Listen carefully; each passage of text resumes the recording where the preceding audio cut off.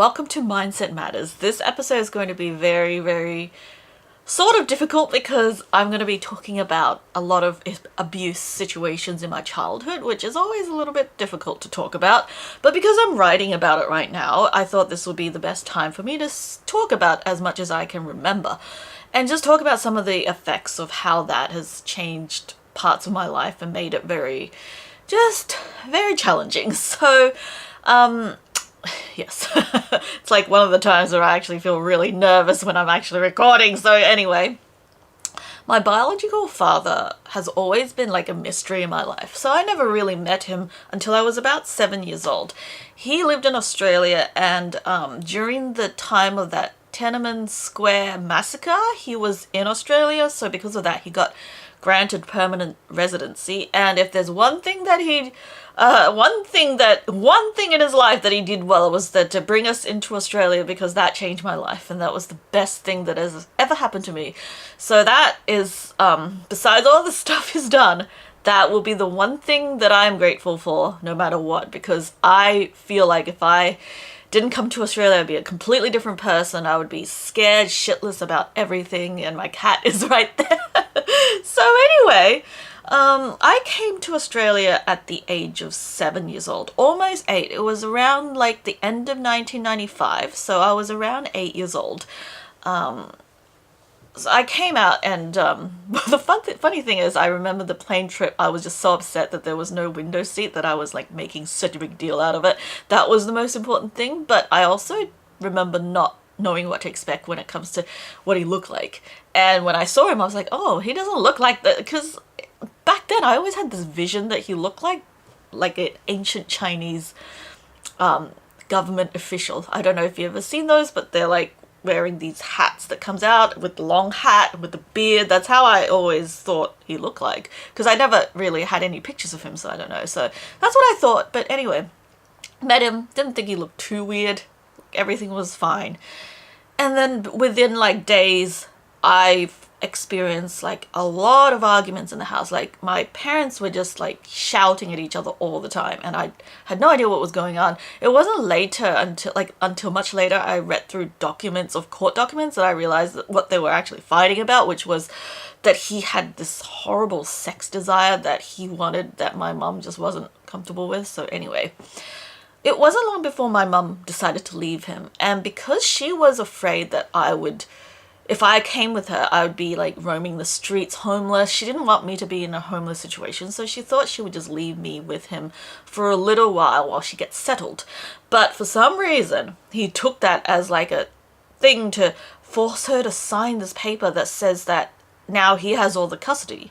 And he made this into like a legal document so that she couldn't even get me back. And because of that, I had to stay with him for about 1.5 to 2 years. I think it was 2 years overall. I had to live with him in that little apartment that was like hell for me, because he was just so abusive every day. And he would the earliest memory I have was probably just being yanked out of bed in the middle of the night because I left the light on. He would be like, why are you wasting so much electricity? Don't you know I pay so much? And then like one time I put a metal bowl in the microwave, and he just got really angry. He would yell at me for that. And he'll often also come home and like check my homework at 1 a.m. or just wake me up to say like what's not good about it or something. I don't know if he actually checked it, but anyway, that was most of the thing. And then that time when I threw my lunch away, which like he made these really disgusting sandwiches. It just tasted horrible. I don't know what he did with it, but it was like the most tasteless, horrible, dry sandwiches that I couldn't stomach. So instead of throwing them in the bin, I went to his friend's house in the afternoons. A lot of times we stayed overnight, and the friend also had a son, so we played a lot at that time. And I must have just thought it was easier to throw it in their yard, because that's what I did. I chucked a bunch of sandwiches in there, like probably months worth of sandwiches. And then one day there was a knock on the door, and the lady, the mother of the child, like the son, came over with the bag of sandwiches and said, hey, look, why did you do this? And my freaking biological father saw this and like got into a rage, and he was like he just pushed me into the table, the corner of the table, and I must have hit it very hard because my eyebrow started bleeding really badly and he freaked out. I always wondered why he suddenly stopped being angry, and that's the crazy thing as a kid. All I was thinking about, why wasn't he angry anymore? I didn't actually realize that I almost like got permanently disfigured or like went blind, but I just thought, why wasn't he angry anymore about the sandwiches? Because he acted really nice afterwards, and he was like, but one thing I remember him telling me was that he said, you have to tell the doctors that you hurt yourself when you were playing. So that's what I did, because when you're a kid you kind of do everything the adults say because you're afraid of the consequences. And the worst thing he did was, like, I notice it happens with a lot of abused children, is that he made it seem like the police and the ambulance and doctors and all that were evil. Like, he said, if you do anything wrong, the police is going to catch you. They're going to handcuff you. They're going to send you away. You'll be sent back to China on your own. You'll never see anyone again. He said all those things to scare the crap out of me, and I believed them. I really thought that if I was caught at all by the police, I would be in great trouble and I would just be like sent away forever. And the worst thing for me was being sent to a mental hospital. That was terrifying because I kind of just, he made it sound like in a mental hospital you just get locked up in your bed and you can't move all day, and that's what I envisioned. So I was so scared of being sent to those places. He used that every single time to threaten me. So anytime I acted out, he would just be like, you're going to be sent to the mental hospital. So that terrified me. That pretty much made me like never even go against anything he said. So after that incident with the head thing, my grandmother, which was his mother, came out to Australia, and that made things a little bit better, even though I still, like, we both got in trouble because he would just yell at anyone. But it was better because she was at least there to kind of take half the hit with me. So, but the funny thing is my grandmother was very, I don't know, like, she had a bit of a weird temper herself, because there was this coloring competition that she was like, I was determined to win. So I was like, oh yeah, I gotta color this. And there was this like particular money, like this note, this $10 note or something. And she's like, you have to color it red. And I was like, no, it looks better in blue. So I colored it the way I wanted. And she got so angry. She didn't talk to me for a week. So that's like such a vivid memory that she got so angry about that, just the coloring thing. But anyway, besides that, she's been pretty nice, and she did, you know, she was just quite nice, but she never stood up to him. So, you know, it's like we just both got yelled at all the time. Anyway, the crazy thing was I was able to visit my mum every second week at the time. So I would go, in the beginning I was gone from Friday afternoon to Saturday morning. It was really not that much time, and I was so depressed when I had to go back to him. And I always wasted time, and I would just be not wanting to go back. And sometimes we would be late because of that, and he hated it. He'd like 5 minutes late meant like we're going to hell. So he would run out and he would like shout and stuff. And one of my mum's friends would actually stood up to him and had a physical fight with him, which was really good because I was so happy he got beaten up. Although he got really scary afterwards, but he got beaten up. So that's if I was like now, if that happened, I probably would have like sneaked in and punched him a few times without him realizing it was me that like the damage. But anyway, so that was pretty much what happened in those times. And then there was just like small incidents where he just really hated my mum, and he would really didn't want me to even spend time with her. He kept threatening about that stupid magic machine he had that could tell when I told lies. So I was afraid of his magic machine, thinking that he could hear everything I said, because he said like, I could hear everything you say. If you tell lies, if you tell your mum what I do, you're gonna be in trouble. You're gonna be sent back to China. He just always said that. So I believed it. I thought, okay, I can't tell her anything. So even when I got bashed up in my eyebrow, like when I got that severe injury, I just told her that it was due to me playing. So anyway, she never really found out the truth until much later, when it was like I accidentally spilled that I didn't do it to myself, which was like she was lecturing me about being safe and stuff, and I was like feeling unjust that she had just accused me of doing this to myself, and I was like, no, I didn't do this to myself. He pushed me. So anyway, that's how she found out.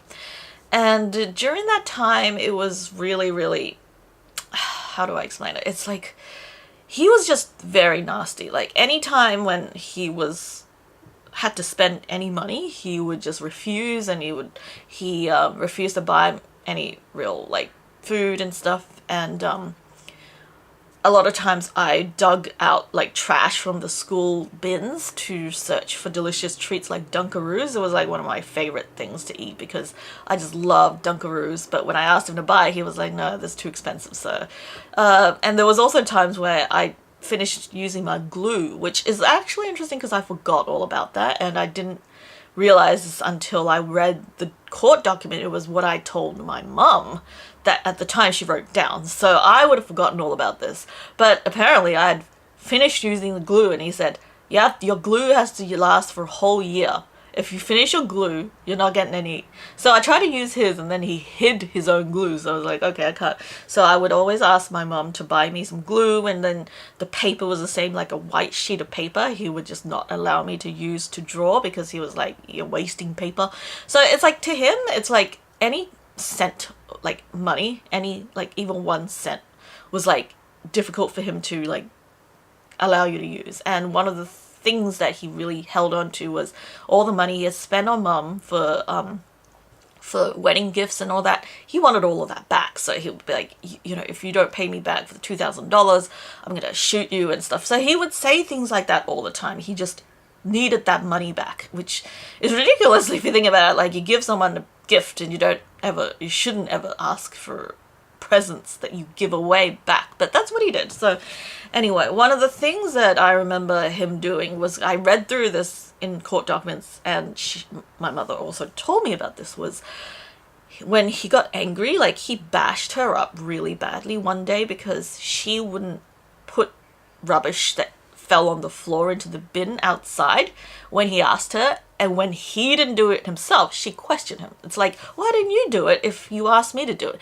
And he just couldn't handle that. Like, he was the boss. Like, if anyone defied him, he would just get so angry and blow up.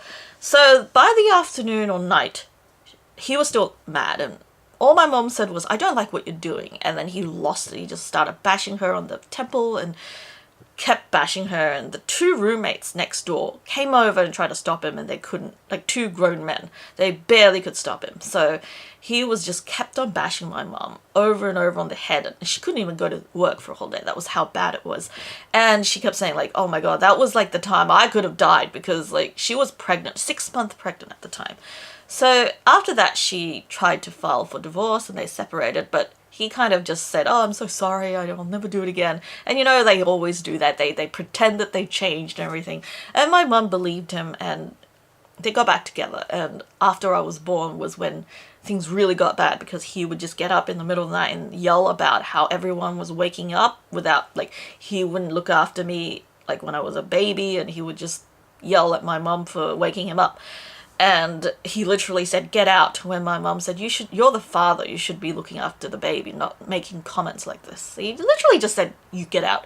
And if it wasn't for my grandmother at the time and other, like, people in the house begging my mum not to go, she would have left. She would have went out onto the street. And she had a 39-degree fever. That was how bad it was.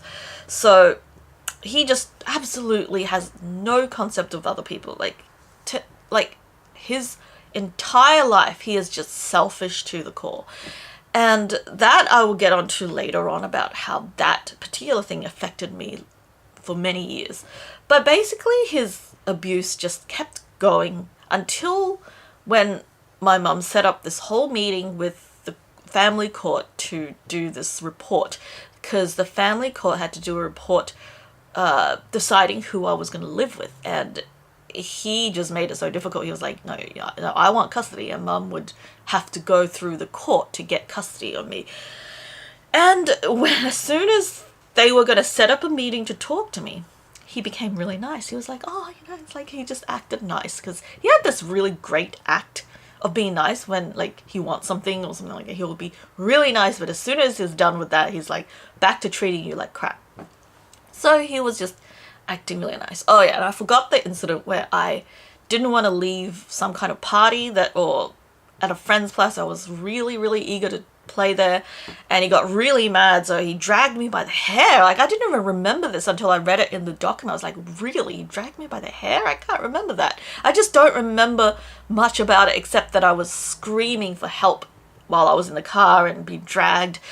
And he drove me to the police station, and he rolled down the window. He was like, police, police. He was yelling on top of his lungs. And I was so scared because I thought like they would come and take me away. And I begged him not to. And when I think back about it now, I just wish those freaking police officers heard him and came out to investigate, because he would have probably gotten in big trouble for torturing a child. But when you're that age, you just don't know. And that makes me so upset that there are so many abused children out there who don't realize that some adults could help them, and they just listen to the shitheads that fill their head with fear and they won't tell anyone. It just so makes me so angry and sad for them, because I wish they knew that not everyone out there is evil and someone could help them if they just told them. And what ends up happening is a lot of time children are filled with lies about how people are evil, and they just won't tell anyone, that nobody even knows what they're going through. Because it's like, I just remember even when I had that eyebrow problem, like nobody even realized it was because he pushed me. They just thought, like, because I told everyone that I played and I fell, so that's what they thought. So anyway, whatever that was. But once the family report started happening, he became nicer.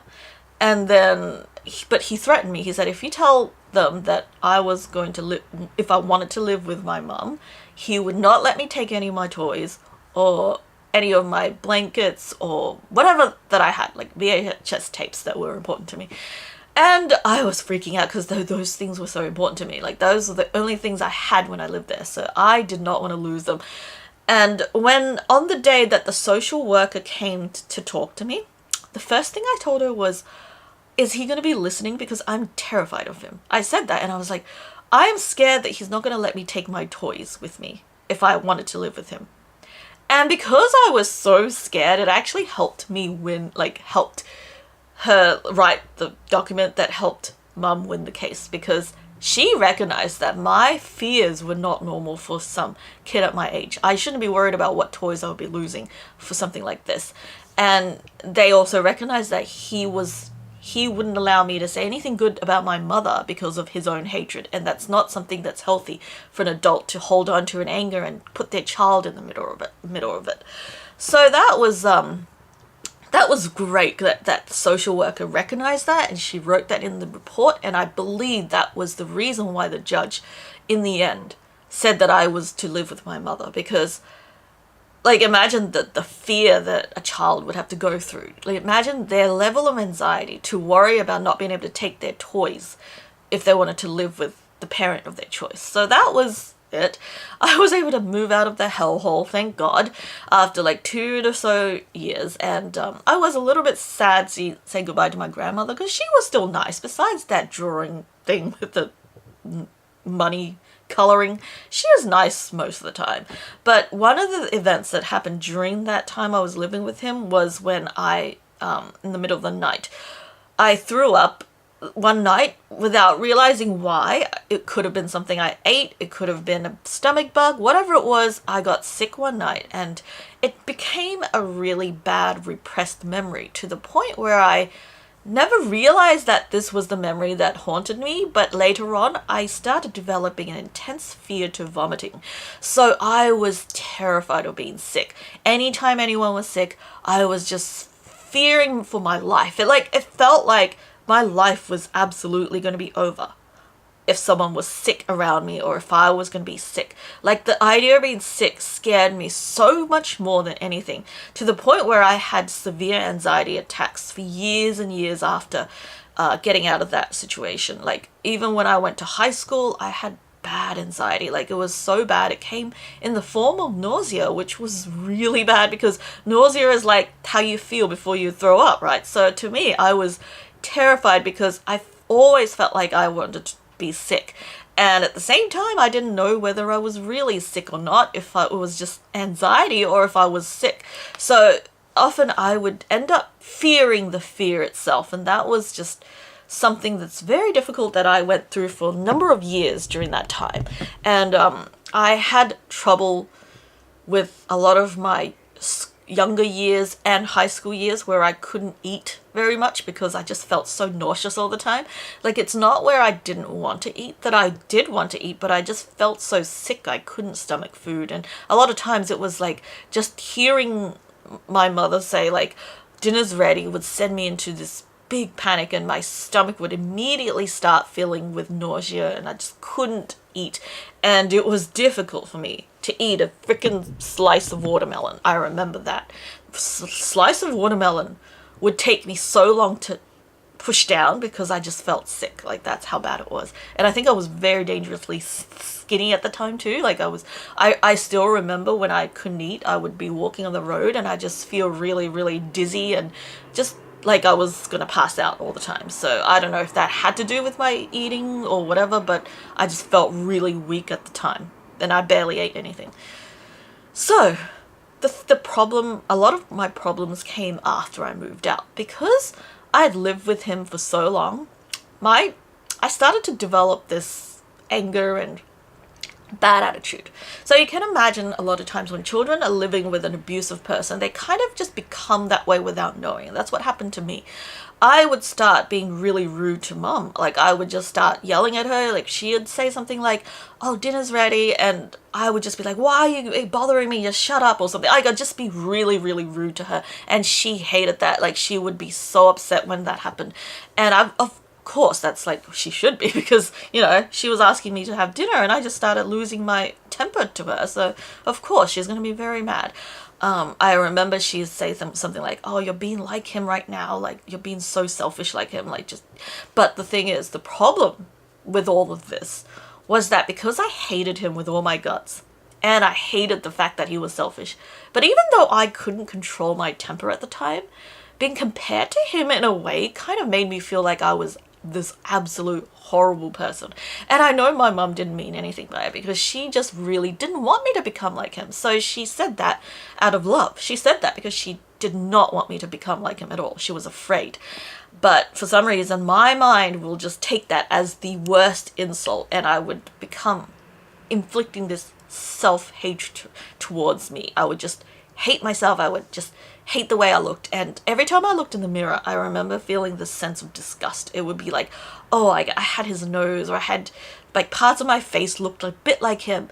And I just hated myself. Like, every time I looked in the mirror, I just thought of how ugly I was. And that made me feel completely like just lose all my confidence. And I remember for years, I was unable to really communicate with other people. I was unable to really form much, like, especially in a group setting, I would just always feel really stupid and stuff. Like, I couldn't feel confident, and I had a lot of trouble with different jobs because I just felt so stupid doing really basic things that people normally wouldn't have struggled with, like answering the phone calls and saying you're from this company and your name. For some reason, that to me was impossible. I felt so awkward and so stupid just to say, oh, this is, you know, the company name, and this is, I couldn't even do that without feeling stupid, to the point where I just closed off a lot of different options for me. I even tried doing 2.5 years of a teaching degree, but it was really when it came to the prac side of it, where I had to go to the school to do teaching,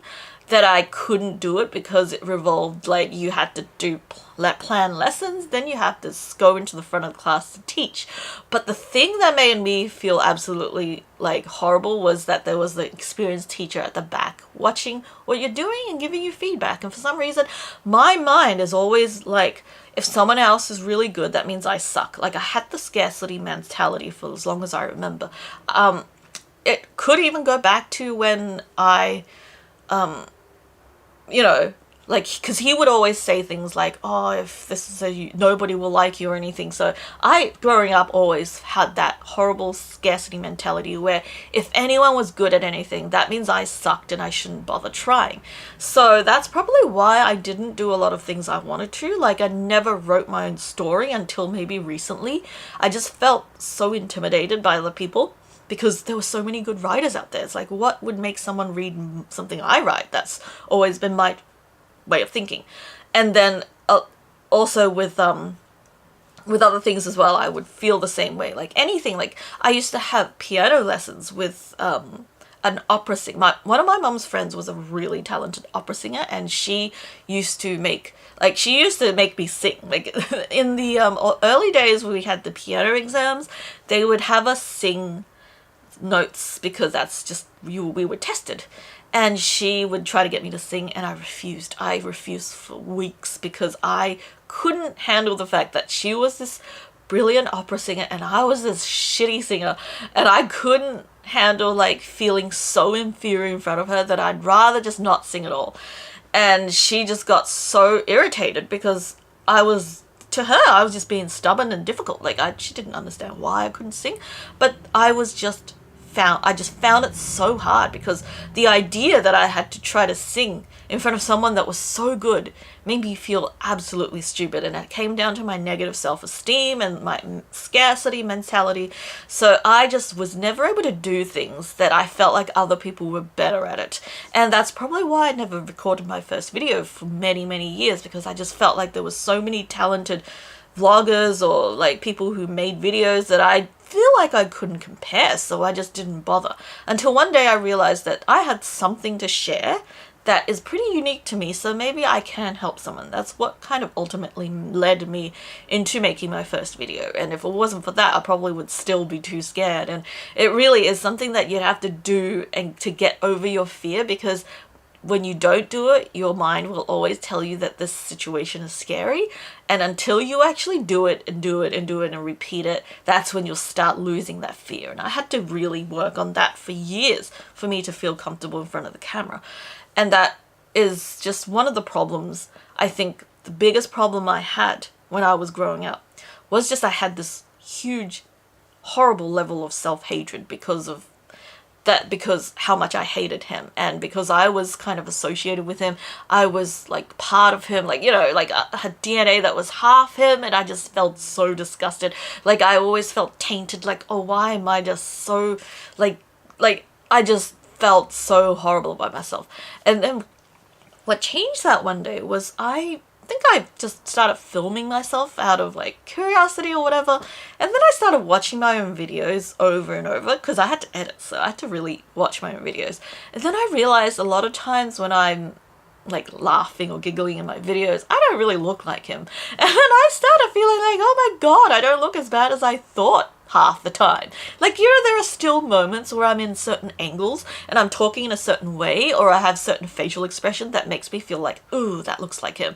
But that happens a lot less now because I also get replaced with a feeling of, wow, so this is what I look like sometimes, and I don't hate myself at all. Like, I look pretty cool when I'm smiling or laughing or something. So that's what I've discovered with filming out my own videos, is that I realized how I looked to other people a lot of times where I didn't know before. And when you're looking in the front of the mirror, it doesn't tell you much. So you can't see the way you look if someone was looking at you directly from like their point of view. So that's what I've noticed. So that's why I really do think filming myself was one of the best things I did, because I truly believe gave me a different insight to how I looked without me even realizing. And I love that, because I don't think I would have been able to reach where I'm now if I didn't film myself. So thank God for these videos. So besides that, it also made me realize something very important. That's what I've been trying to like really emphasize for the last few years, is the importance of not hating on yourself because of the way you look. Because his situation actually really made me realize something important. That is, I hated him because he was a horrible person. He treated me so terribly. So I hate everything to do with him. That included his car. That is like his specific car I hated for a long time. The suburb that he lived in. I hated like his like name. I hated his last name. I hated anything to do with anything that associated with him, including like even the word like father in Chinese, because I hated associating that with him. So that's what I've noticed. And then there's my grandfather, who's like the most nicest person I've like growing up. He was like the nicest person to me, and he just always took me out to play and do fun things. And I just realized that anything to do with my grandfather I associated with so much happiness, like the place he lived, the place he grew up, his specific accent, the word grandfather in Chinese that was specifically talking about him, because grandfather in Chinese could mean your father's parents or your father's father or mother's father. And there's a special word for your mother's father in Chinese that I love that word. It was just like the best word, like it just music to my ears. Whereas the other word for the other grandfather was like completely meaningless because I didn't even know him. So I realized just how we associate, like how someone makes us feel, makes us associate everything positive or negative about them. So that made me realize that, like, oh, maybe I shouldn't worry so much about the way I look because other people haven't met him, haven't gotten treated poorly by him. So they're not going to just think that he's ugly by just his facial features, because I don't know if he's really ugly or not, like physically, but you know, because he's such a horrible person, he just appeared ugly to me. And you'll find that with almost everything, like if you read comments. If people did horrible things, you're going to see a lot of comments about how ugly they are and how horrible they look. But if a really good person who's done something good, you'll find that no matter what they look, people will never, like, most people will never comment about how they look. Or they'll probably say they look great because of what they did. So that's what I've noticed, is that my feelings towards my grandfather is so different from him. And if you think about it, my grandfather is much older. He's also like overweight during the time when, like, you know, like if we're just judging on physical appearances, he's like, my biological father probably looks better. I don't know, like to me, he definitely doesn't. My grandfather, to me, is just the best person that, in my growing up, he was like my favorite person in the world because he was so nice to me. He always told me stories. He never got angry at me. And I loved him so much. And it's because of how he treated me. It was because of how he made me feel. It had nothing to do with any physical bullshit that people come up with. Like, oh, if I'm ugly, nobody will like me. That's complete bullshit, because I have never, ever felt that way about anyone just based on the way they look. It was always about the way they made me feel. So I try to remember. And then, of course, my son Lucas has changed my life in so many wonderful ways, because he's been very, very attached to me from a young age. And I always wondered why he didn't care that I looked horrible most days. Like, you know, in the beginning, it's like, if I don't wash my hair for a week, I look horrible, and just, you know, things like that. Lucas doesn't care. He just wants to be around me all the time. And then I have to think about why that is. It's like, oh, it's because I try my best, like, to just make him feel really loved and safe around me. So of course he'll want to be around me. So that was a very important lesson to have learned about how I treated myself, because I used to just think that, oh, I looked ugly, therefore nobody will like me. And now I'm not, like, that's not what I think anymore. It's like, now it's like, if you are ugly, nobody will really take account of that, but it's just how you make them feel. So that's what I've really learned over the past few years, and that's changed a lot of things, because now I feel less afraid of showing up imperfect or in my, like, not as good looking as I like to. Like, I just don't feel pressure to look perfect in front of the camera anymore, because before I'd be like, oh, I can't show myself if I had a pimple. Oh, my teeth aren't good enough. I can't show myself. I had all these expectations of myself. It's like, oh, I'm so scared. And now I'm like, screw all of that. Like, I don't care anymore. Like, I just want to show up and talk about something that could help someone or whatever, share my experiences, share my loves, whatever it is that I'm sharing. And I love that, because I'm able to do that and not worry about how people are going to perceive me. And I don't even care if people point out imperfections on me, like, oh, your teeth aren't straight. Yeah, of course it's not straight. It's like most people's teeth may not be straight. So, look, you know what? I don't care about that anymore. And it's wonderful, because it's so liberating when I'm not, like, so focused on how I look or like, oh, present myself perfectly, because then that also led me to realize something else that was very important. That is, generally people don't even like fictional characters that are too perfect. Like, we're always complaining about perfect characters. And then, like, at the same time, we're like, oh God, if we don't show it perfect, people are going to judge us. So I'm thinking, like, you know, wait, maybe they're judging us because they're not perfect either.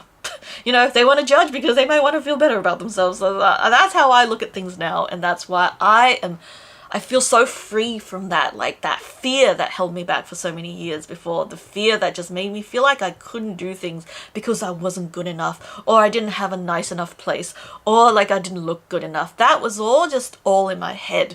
Like I feel like, you know, it's something that you tell yourself because you fear what people are going to say. And then in the end, it doesn't even matter because, hey, like, oh, look at all the videos I've been able to make in the past year because I wasn't afraid of that anymore. I just wanted to share my passions and stuff, and it's so wonderful.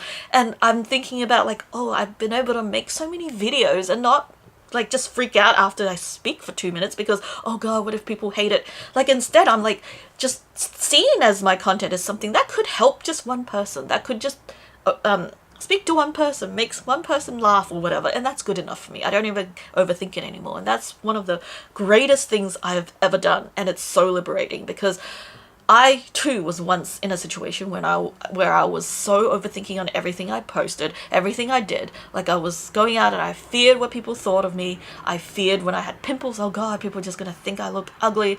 Oh, whatever. Like it was so, like, how do I even describe it?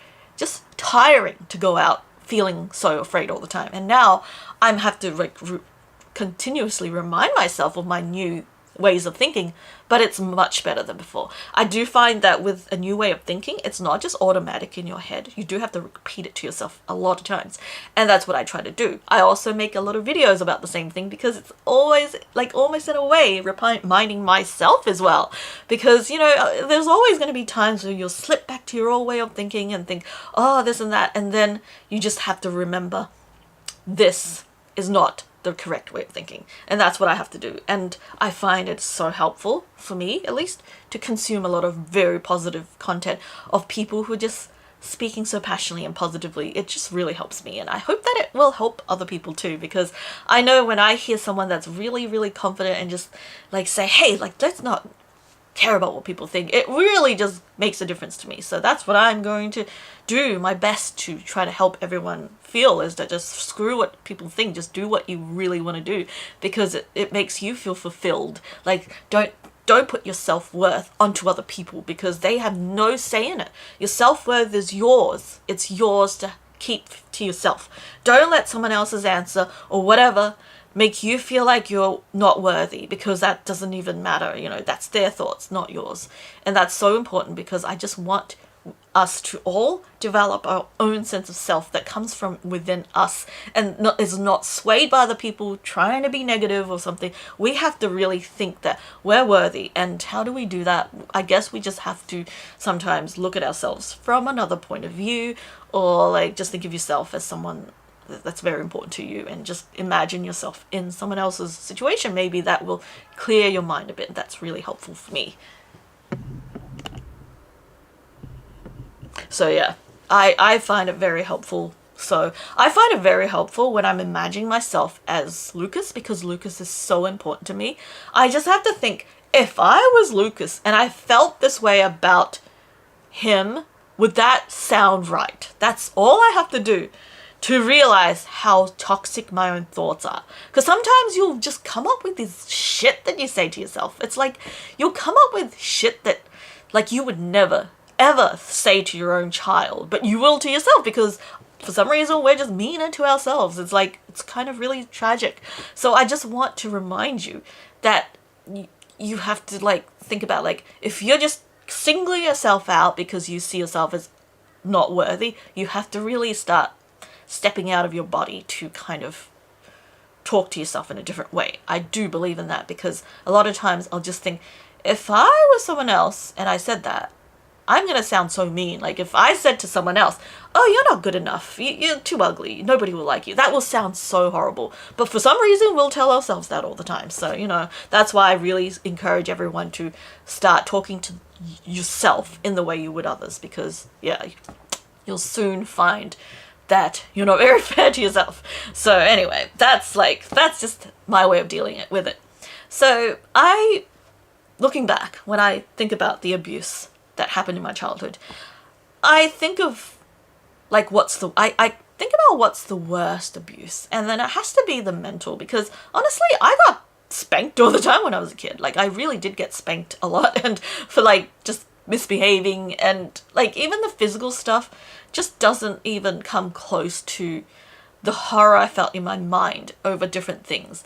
The just feeling like I wasn't as good, or like I was worthless. That was, to me, I think the worst thing, because when you deal with that negative thought, it would affect you in so many different things in life. And as I mentioned before, jobs or work was very hard because I kept thinking of all these horrible things about myself. I couldn't do any kind of job normally. That's why in the end I decided to do things for myself, because I just felt like I was never able to satisfy anyone. Like they will always, like, I just feared what they would say to me. Like I feared, like I had maybe also I didn't ever was able to work with someone that was really, really kind-hearted and very nice. Like, so I don't know, like if I had met someone like that, maybe I would have changed my mind completely. But anyway, I just feel like, to me, the most important thing right now is to share my experiences and help other people get out of that trap that I was in for many, many years. And it really was, like, sometimes I feel like it took me so long to get out of it. And now I'm looking back and sometimes I'll just be like, wow, I can't believe I used to think like that. And I just want to share as much as I could that could help you from getting out of that mindset, because I know now, like, how toxic it was and how it could have, like, I could have done so many more things in my 20s and 30s, like early 30s and 20s, if I wasn't so afraid of what people thought. Like, I'd probably have over 2,000 or 3,000 videos by now if I wasn't afraid, because all the times I was just like, oh God, the people are going to hate what I say. I'm just going to sound stupid. All the times I could have said something that could have helped. And you know what? I might be embarrassed about it now, but it'll still be, you know, I feel like it'll still hold some kind of importance, and I just feel so, what's the word? Disappointed that I didn't do that. So I want to prevent you from going through the same thing. It's like, if you feel like people are going to judge you, just remember that a lot of times, I'll tell you a secret. I haven't told anyone else. And I used to be like a hater. Well, I think I did tell, like, I probably made videos or something about that before, but I used to be one of those trolls. I was horrible. I really was. Like, I used to say nasty things to people because I didn't agree with them, because they hurt me in some ways. I just want to get back at them. I really was horrible. Like, and it came down to because I felt like unfair and I was jealous and stuff, and I hated that I was like that. Like, now I would never in a million years feel like that was an appropriate thing to do. But when I was in that bad place, that's what I did. So when you're afraid of like those type of judgments, just remember that. Like, it's hard for me to even believe that was me, but it was. Like, I can't escape from it. That's something I did, and I have to own up to it. I have to just, like, accept that I did do that. I can't change that because that's the past. But I can always figure out why I did that and maybe prevent, you know, just prevent something like that happening. I don't know. It's like, I just really wish I had known that if I had just spent my time doing the things that I dreamed about and not looking at other people's success and thinking that's my failure, I would have gotten so far ahead. I didn't need to spend all this time trolling and doing all the stupid things, because I lost a lot of friendships that way too. I was very, very nasty to some of my friends because I was so angry at them because of my own self-esteem issues, and there are regrets that I can never get back. So let that hopefully just help you realize that one day, or not one day, but right now, I just want to encourage you to go and do the things that really are important to you, and don't like filter out what everyone else is thinking or saying. How you feel about yourself is the most important thing.